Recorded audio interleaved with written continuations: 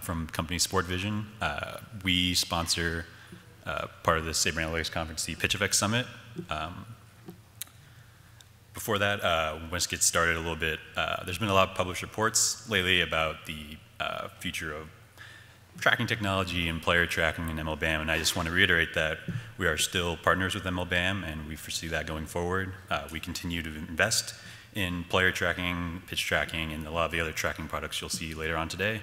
And we expect that to continue throughout MLB, the minors, amateur. It's still our end goal to have your little 6-year-old traveling team go throw, and we record his data, and you follow him up until he reaches the majors, and we have a standard data set for the kid. So with that, a little bit of background on the PitchFX Summit. This started in 2008 as a gathering of teams, academia, and the blogging community to present research with PitchFX data. This has been instrumental in the ideation of new Sportvision products like HitFX, CommandFX, FieldFX, and then some of the other data you'll see later today. It's pretty amazing how many people have gone on to work for clubs after presenting at the PitchFX Summit. To me, it almost seems, I wrote a majority down here, and when I first wrote that, I thought that sounds ridiculous, but as I looked through the list of past summer presenters, I'm like, that guy works for this team, that guy works for this team. So for those of you looking to get into the field, especially if you want to work for an MLB club in the future, the PitchFX Summit is a great place to start. So we envision this continuing, merging with SABR going forward. So if anyone wants to present future summits, come talk to me afterwards. And then a little bit about ourselves, Sportvision, one of the leaders in sport technology. Our products is seen in over 6,000 events, 2013 last year. We were voted by Fast Company as one of the world's 50 most innovative companies. About our baseball products in particular, we've tracked over 7 million pitches and hits since 2008, more than 75 systems deployed in ballparks spanning 5 countries. And we just started, well, as of a couple of weeks ago, started tracking in the NPB in Japan. And we're really looking forward to our partnership there. We track baseballs in Korea, and we just are looking to span the globe and be tracking everywhere. In addition, we continue to develop cutting-edge technologies such as CommandFX, FieldFX, and what I'm calling right now BioFX for today's presentation, although I'm not super thrilled with that name, so we're also taking applications for that.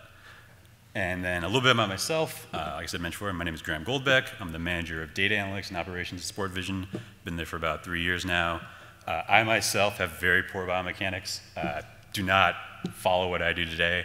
I'll probably try and illustrate some of the points I'm making about angles and things like that by raising the lower of my arm, but that's about the extent of how much I'm going to throw. And while I am very poor at biomechanics, I'm not this bad. Is this going to work? All right, hold on. This is a bad idea.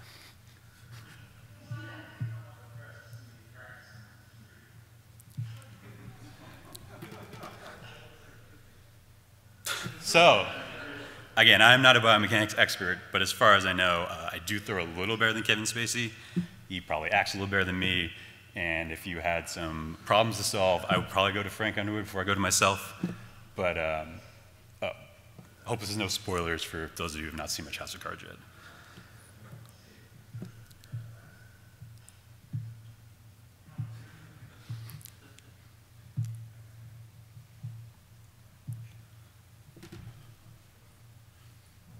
All right, so moving on to our presentation today.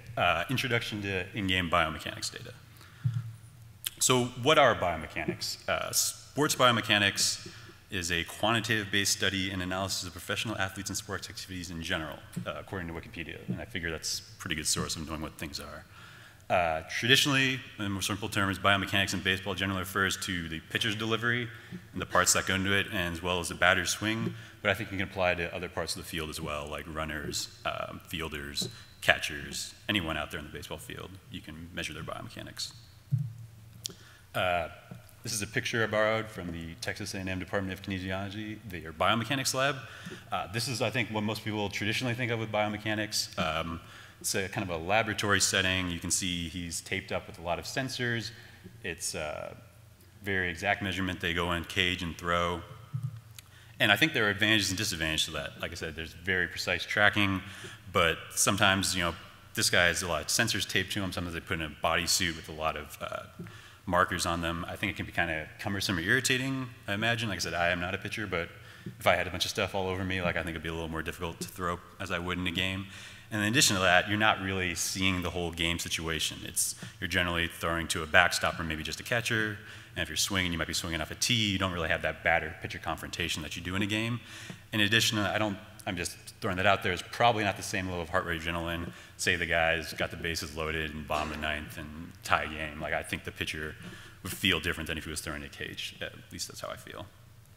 So that's traditional biomechanics measurement.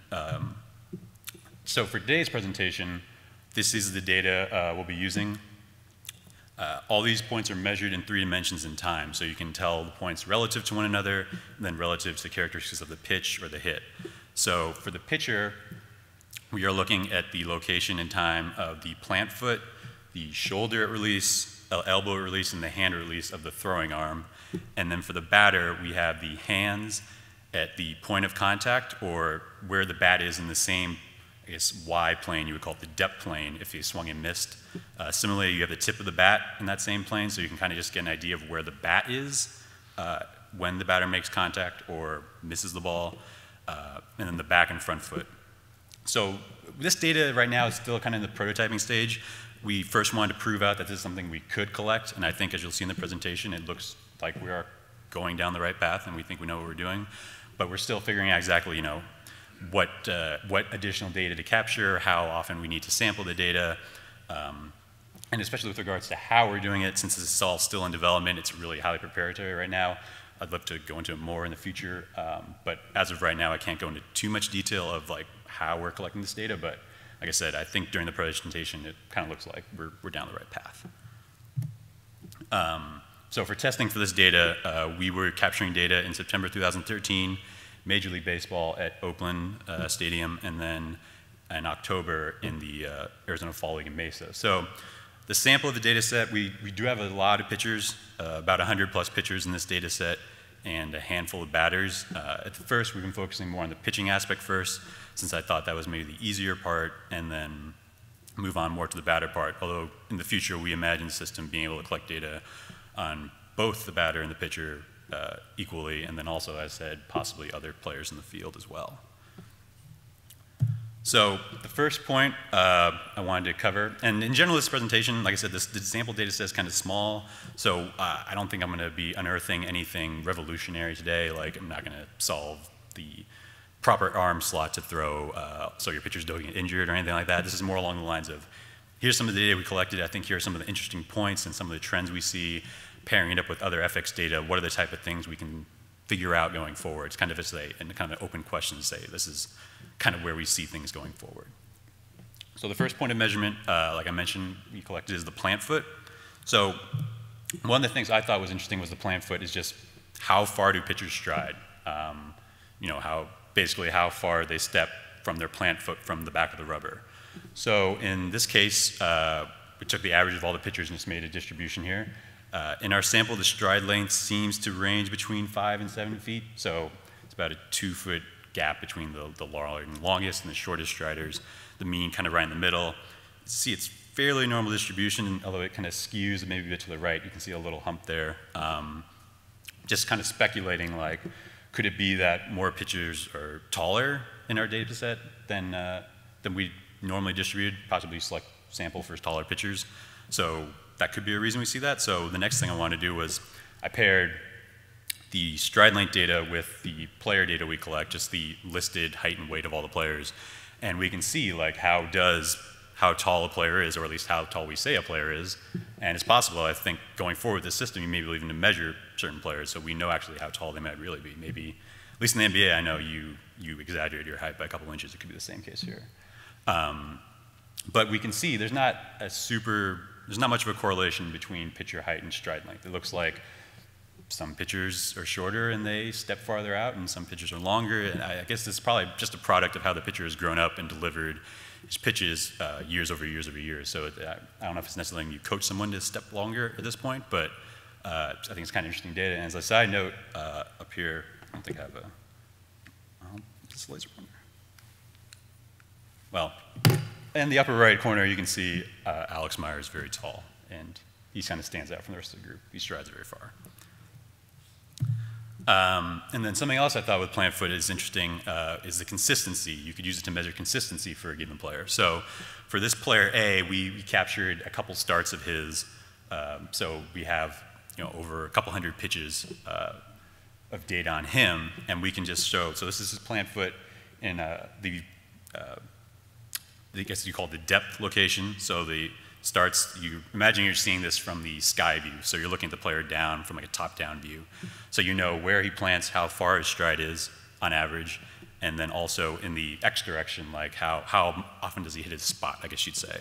As I understand it, it's pretty important to hit your spot on the plant foot. You want to make sure you're straight in line and you're always hitting the same spot. So for this pitcher, at least, I found where his average plant location was, and then the average distance between any given point and that average location, assuming the average location is where he wants to hit his spot. So the difference for this was about 2 inches.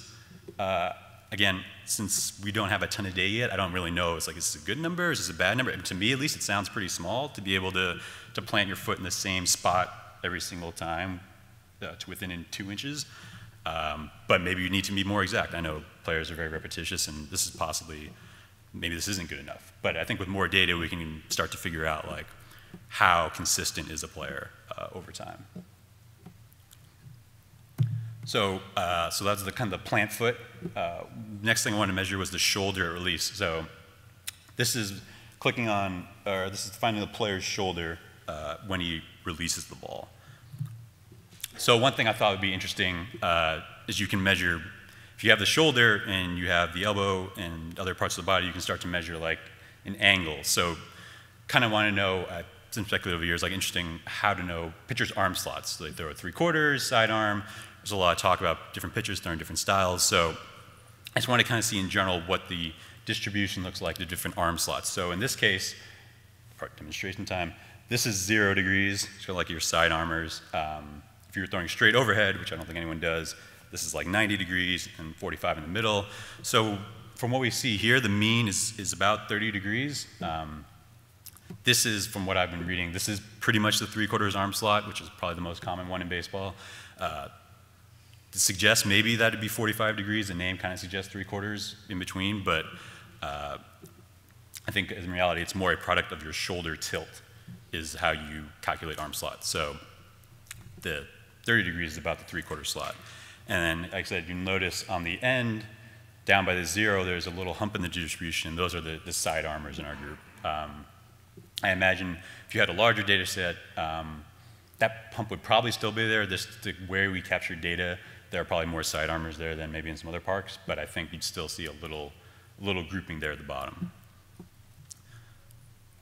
So one thing I thought, okay, so we have arm slot now. What are some of the things we can pair arm slot with to find out more interesting things about it? So I took some pitch effects data for these players, found all the vertical break on their curveballs, and see how does arm slot affect the break. If you throw more overhead or overhand, are you going to get more downward break on your ball than someone who throws sidearm that might get more tail on their ball? So again, you can see the data set is kind of sparse. There's not a ton of pitchers who threw curveballs in this sample, but there seems to be some small correlation possibly between where your arm slot is and how much vertical break you're going to ball. There's obviously going to be a lot more that goes into it, things like how much spin you can put on the ball, the speed, and things like that.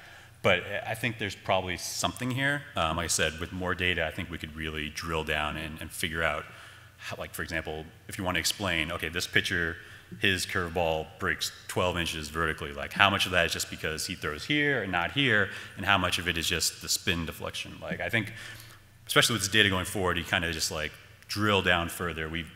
Pitch effects started, we used to have radar guns, and you know how fast a guy threw, and then we know how much the ball broke. Now we want to know why the ball broke that way. And I think with this data going forward, we're kind of going to get a better idea of why. Just kind of keep drilling down further until there's nothing left.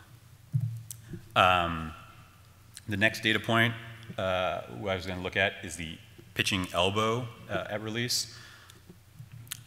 So one thing similar to the arm angle of the shoulder, you can get an arm angle of the elbow when the pitcher's throwing. So I plotted that distribution side by side with the distribution from the arm slot, and they both look kind of similar-ish, like one looks a little shifted to the further. So then I was trying to figure out, are the two highly correlated? Like, say I know arm slot, do I know anything more about the pitcher from where the elbow angle is? So just comparing the two directly from each player, we can look and see they're pretty highly correlated. I don't think you're gaining much more. So if you have a certain arm slot from your shoulder angle, in general, those people generally have the same elbow slot for their angles for their elbow. So I don't think you're gaining much, at least from the elbow angle measurement in this case. So I think we can assume that if you know the arm slot, you may not necessarily need to know much about the elbow angle. So in that case, I want to think, all right, well, obviously the elbow is important to pitching, so what are some other things we can look at with regards to it? So from the same pitcher A we were looking at earlier, I sampled 2 games, and this is the average release height of the shoulder, and then the number of fastballs thrown as the game goes on. So we can see in the blue line, his elbow stays fairly low for the most part. You may see the trend line kind of goes downward a little bit, whereas in the second game, the elbow seems to drop quite a bit throughout the game. And I don't know if this is a result of the pitcher tiring or even trying something else as the game's going on. Again, this is kind of like, we see now that this data is here, it's kind of now it's a goal to figure out, okay, what does this mean? And again, does it be tiring? Is it starting affecting his other mechanics? Does he start pitching more poorly? This is only 2 games, but at least in this sample, the pitcher in game 1, where his elbow was more level as the game went on, as opposed to game 2, his game score for that second game was about 30 points higher than the other game. So again, that's only 2 games. You don't want to draw too many conclusions from it, but there could be something here, I think, going forward. So the next point I wanted to show was the hand at release. So you want to know, okay, just how far along is the pitcher's hand when he releases the ball. So this is kind of like your extension measurement, so to speak. Like how far out in front of is when he releases the ball, like where is he actually releasing the ball. So in this case, you can see the mean is about 5 feet 8 inches. So it's fairly normal. So I guess in general, that's about where pitchers are releasing the ball. And that kind of gels with other numbers I think I've seen in other publications about that number. So I wanted to then compare it to stride length, because obviously if the pitcher's stepping, he's generally releasing the ball probably somewhere in line with where he steps. So I wanted to plot the two, one on top of the other.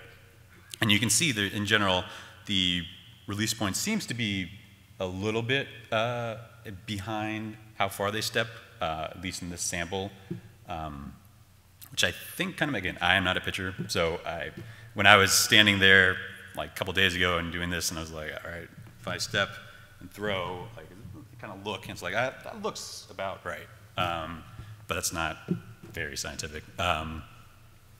So then I want to see, okay, we see 2 distributions like this. Are they similar to the other one? Are they highly correlated? So you're comparing for the pitchers their average stride length and their average extension. And it looks somewhat related, at least in this sample. It's not as strong as the elbow angle, shoulder angle one. So it's hard to say exactly, you know, I'm sure it has something to do with it, but maybe certain pitchers' arms are just longer than other pitchers, so they're going to release the ball further just because their arms are longer. Even though they're 2 guys step the same amount, but one arm is longer by 2 inches, he's probably going to release a little further than the other guy. But it's something, again, we can, going forward, figure out exactly what we have and exactly what we're going to do. So those are some of the pitcher points I wanted to raise. Moving on to the batter, like I mentioned, we are collecting the bat data at the point of contact or in the same plane as the ball going forward. So one of the things I wanted to see pretty quickly was like, okay, we have in 3 dimensions. It's kind of difficult to see in 2 dimensions, but so this is just the horizontal and vertical locations. This is kind of the traditional view you'd see if you're on game day or something and the ball is coming at you. So this is from the catcher umpire perspective. So left-handed batters are going to be on the positive side of the axis and right-handed batters on the negative. So we took two batters, 2 plays where they both contacted the ball, I paired it with some hit effects data and to see the result of the play.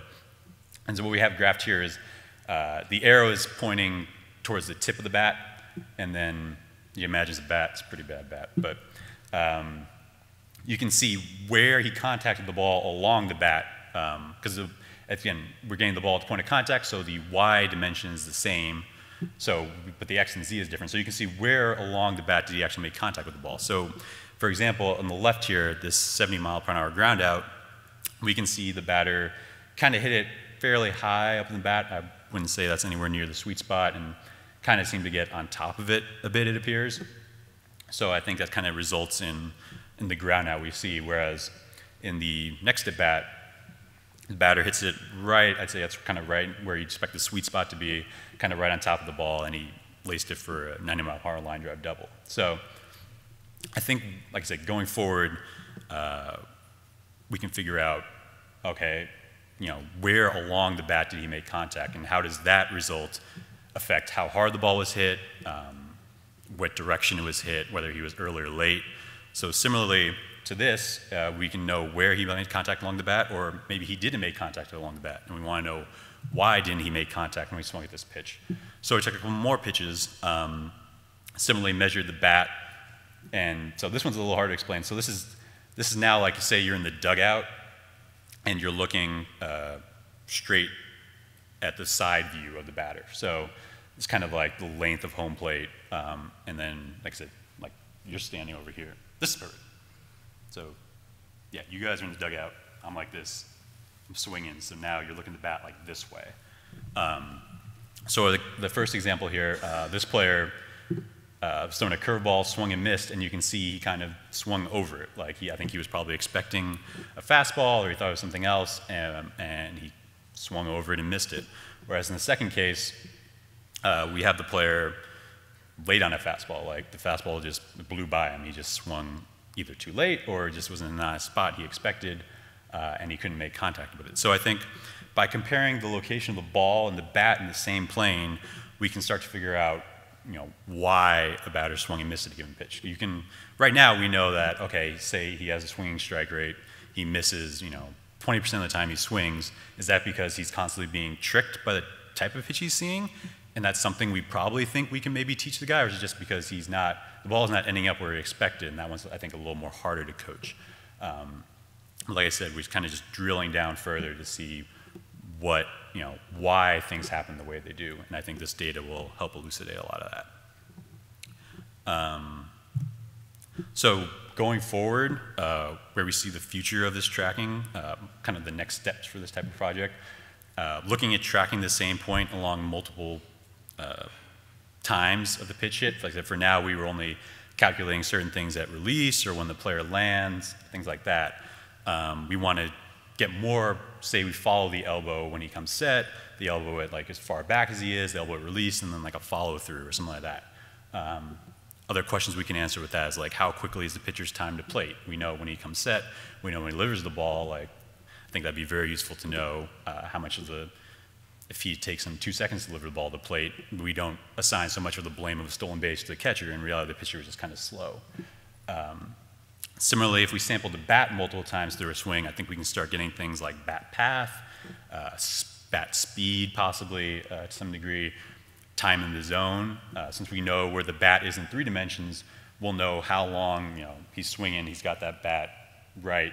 How long is the bat staying in that span over the middle of the plate? Is this longer for some players than others, and that's going to result in more success? Those are, I think, the types of questions we can answer going forward. Who else, like I said, who else can we track to this level?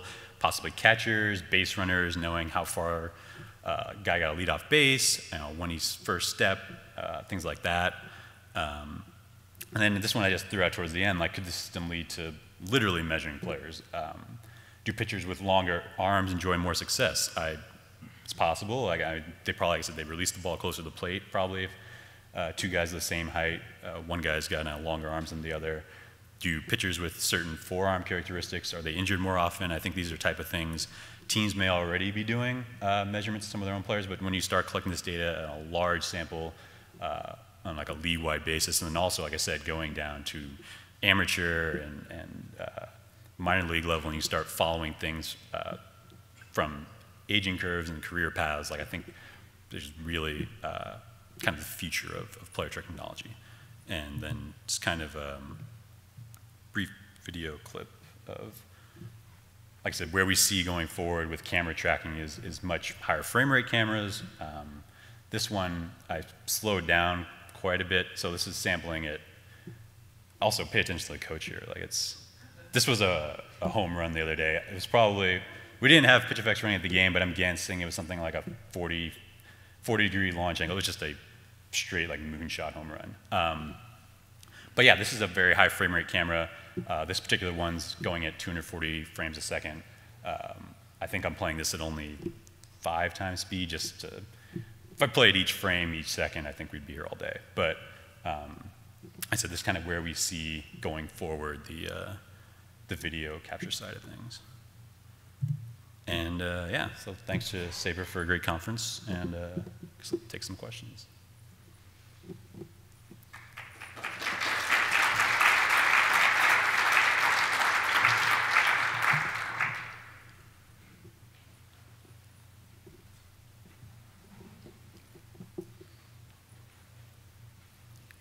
Showing a lot of the things about the pitcher stopped at the release point. Mm-hmm. Now that would make sense if you're trying to evaluate what happens, the path of the ball, things of that nature. But that's only an incomplete picture of what might be relevant to injuries resulting from his motion. How much more data would that involve? I would imagine we're talking about terabytes of data just to get to the release point. How much more are you going to have to collect? It's a good question. As I said, it's something we're kind of in the stages right now of figuring out how much data footprint this is going to be, the storage of this type of thing. At least from what I've seen, storage keeps getting cheaper and cheaper for the most part, so it's not as much of a big deal to store large amounts of video and information as it was before. So I think going forward, that it's more of a design issue than anything else. But I think, like you said, like knowing the pitcher's follow through and what he does afterwards could play a big fiction. I barely touched injuries at all during this presentation, but I think that's a huge source of potential information that can be gleaned from the system. Hey Graham, I know we'll talk later more about pitching biomechanics, but could you explain, well, 2 things. First of all, could you define or explain how you did arm slot from the shoulder? It's the angle between the shoulder and what? Yeah, so in this case, it's like the angle between, in this example, because of the data points I was collecting, is the angle between like the shoulder and, since we had the elbow, it's kind of just like this angle, I guess. So the shoulder and elbow, basically the upper arm to horizontal. Yep. Okay. Yeah. All right. And my read of this is when you said pitchers have different extension for the same stride length. The other thing I think in my data what it's showing is it's the trunk tilt forward. So 2 pitchers with the same height, let's be right-handed, if they have more trunk tilt forward, that'll give more extension. That's a very good point. Like, yeah, so that's again something, that's a type of data point we'd like to capture, and I think we can kind of do that for things like if you find the player's belt or something, some point that you can keep following throughout the course of the pitch. I think we measure that going forward.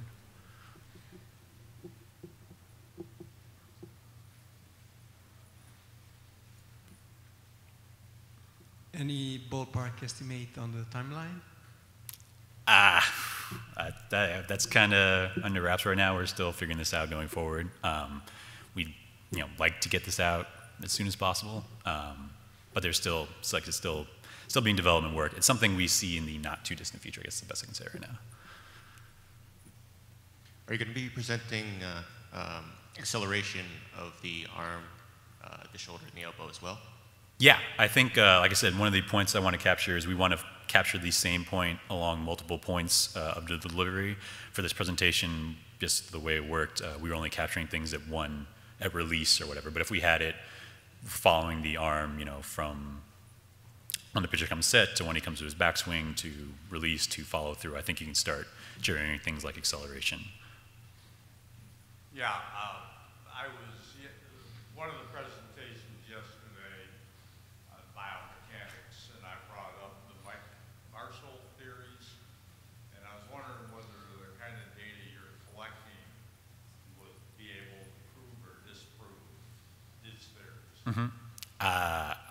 My knowledge of Marshall's biomechanics stuff is a little rusty, so I'm not exactly sure how much of this it could prove out, but I would think it'd be able to, it may not prove or disprove right away, but at least kind of elucidate more of like, oh yeah, he may have been onto something or something like that.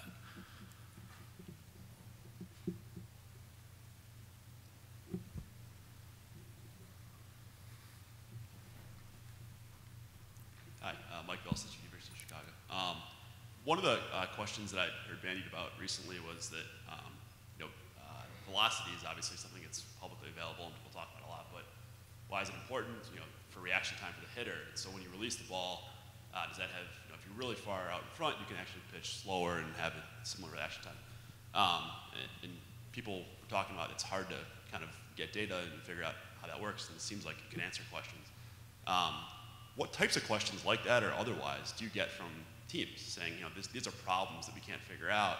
Obviously, a lot of it's confidential, but right. Just general categories. What are kind of areas that people are trying to dig in on with your data? I know, like I said, you mentioned it's kind of confidential. It's even confidential to us sometimes. We have trouble figuring out, we know teams want something, but they don't necessarily want to tell us that something is, because if they do, then every other team's going to figure that out. So it's kind of a balancing act we have of figuring out what is exactly to give everyone. But I think just general injuries, that's what we hear a lot.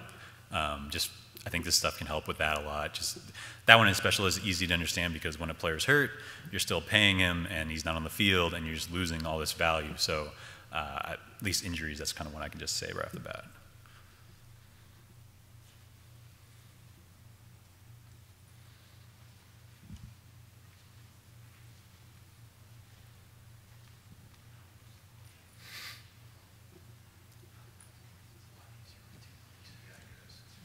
Have you solicited from the medical community and the training community particular points that you're supposed to be measuring?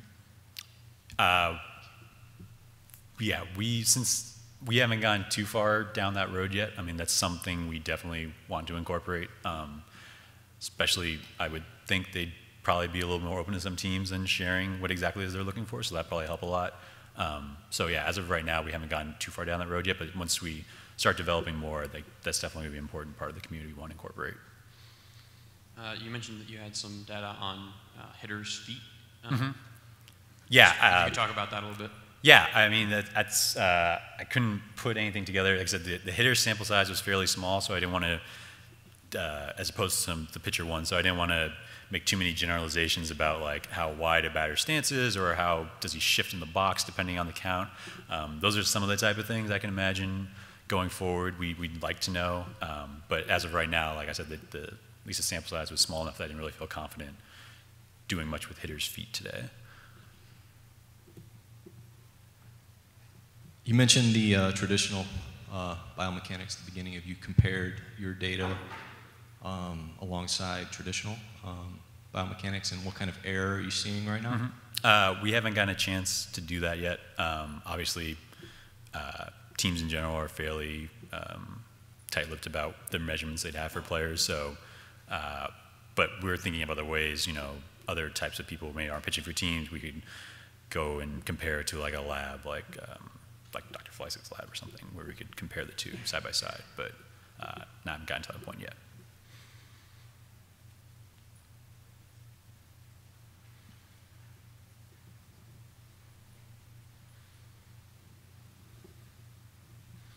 Sometimes pitchers, when they're pitching, will switch to different areas of the rubber. They'll move to the left side or the right side. How does your system account for that when it's calculating release point, plant position, et cetera? Right, that's a good question. So that's one of the additional points we want to capture. Like I said, for now, we just got the plant foot, but I think if you had when the pitcher comes set, if you get both feet, you have the plant foot and then the foot he's leaving behind, like I think that will kind of elucidate that point. But that's something that's easily, I think, collectible in the future. All right, I think that's it. Thanks for your time.